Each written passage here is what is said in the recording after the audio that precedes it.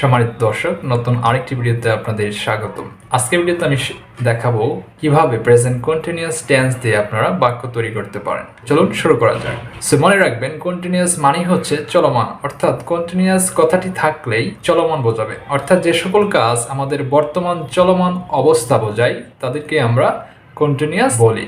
সে present continuous টেন্সের গঠনটি হচ্ছে প্রথমে সাবজেক্ট বসাতে হয়, তারপর হচ্ছে অ্যামিজার, তারপর মূল ভার্বের সাথে আইনি যোগ করতে হয়, প্লাস অবজেক্ট প্লাস অতিরিক্ত অংশ থাকলে সেটুকু বসাতে হয়। তো আজকে আমরা এই গঠন দিয়ে কিছু বাক্য শিখব। So let's check out it. প্রথম বাক্যটি আমরা বলতে পারি আমি খেলছি। এটি একটি প্রেজেন্ট কন্টিনিউয়াস অর্থাৎ চলমান কাজ বোঝাচ্ছে। তাহলে বলতে পারি I am playing. I am playing. তুমি খেলছো, ইউ আর প্লেয়িং। তারা খেলছে, দে আর প্লেয়িং। আমি খাচ্ছি, I am eating. সে খাচ্ছে, he is eating. তারা খাচ্ছে, they are eating.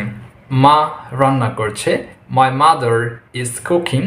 সেই রান্না করছে, she is cooking. তারা রান্না করছে, they are cooking. যেমন বলতে পারেন আমি যাচ্ছি, I'm going. তারা যাচ্ছে, they are going. সে যাচ্ছে, he is going. অবশ্যই জানেন কখন is, কখন are, কখন am বসাতে হয়। সো আমি সবসময় বলে থাকি, যদি আপনি ইংরেজিতে ভালো হতে চান, টেন্সের কিছুটা ধারণা থাকলে আপনি সহজেই বাক্য তৈরি করতে পারেন।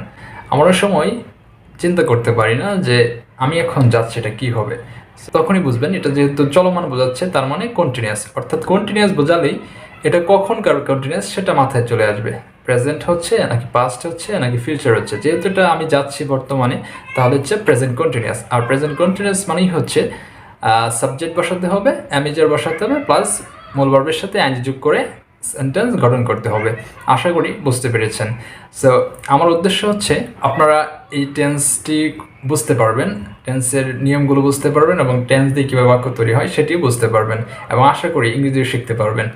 অ্যান্ড আমি সবাইকে একটা কথাই বলি, আপনারা যদি ফ্লুয়েন্ট স্পিকার হতে চান অবশ্যই প্র্যাকটিস করতে হবে। প্র্যাকটিস ছাড়া আপনারা ইংরেজিতে ভালো হতে পারবেন না। শুধু লিখে লিখেই বাক্য তৈরি করতে পারলে হবে না, সেটা মুখে বলতে হবে। ওকে, আশা করি ভিডিওটি ভালো লেগেছে। ভিডিওটি ভালো লাগলে অবশ্যই পাশে থেকে সাপোর্ট দেবেন এবং যদি ভালো লাগে তো অবশ্যই সাবস্ক্রাইব করে পাশে থাকবেন।